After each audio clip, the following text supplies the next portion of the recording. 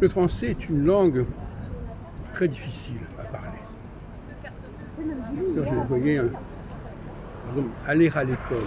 Rien que de dire ça, il faut faire une liaison. En faisant une liaison, il faut penser à dire aller à l'école. Et à partir de ce moment-là, les gens ne comprennent pas forcément où sont les mots.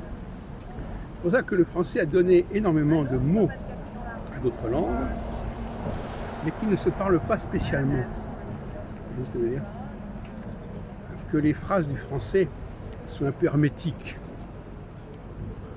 Et donc le français écrit passe beaucoup mieux que le français oral déjà, parce que le français écrit par définition les mots sont séparés, alors que le français oral les mots sont liés, sont enchaînés. Et par conséquent, bon, les gens arrivent à peu près à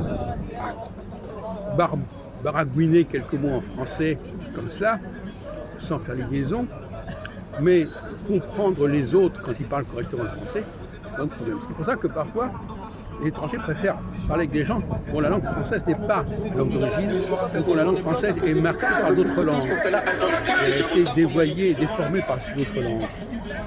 Parce que parler avec un français de pure souche, on peut dire, eh bien ça c'est une épreuve. Quand on n'est pas formé correctement.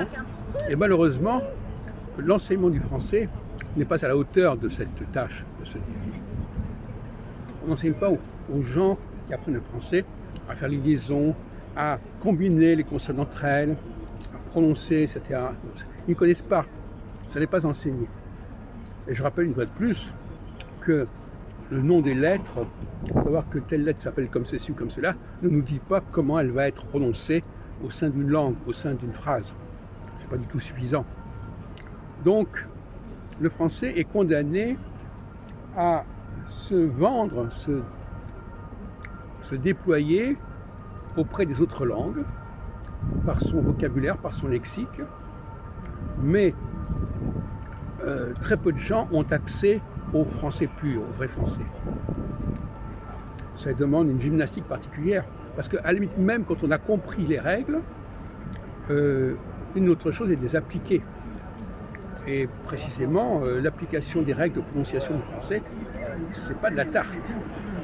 Il faut savoir combiner les consonnes entre elles, leur prononcer, bien entendu, certaines voyelles qui sont comme le on, comme le an, qui ne sont pas du tout évidentes.